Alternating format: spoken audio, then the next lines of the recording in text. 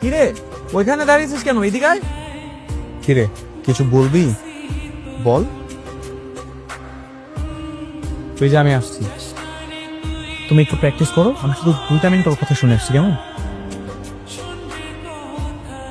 কিরে কি হয়েছে? গতকাল রাতে আমি তোমাকে টেক্সট করেছিলাম, রিপ্লাই দাও না কেন?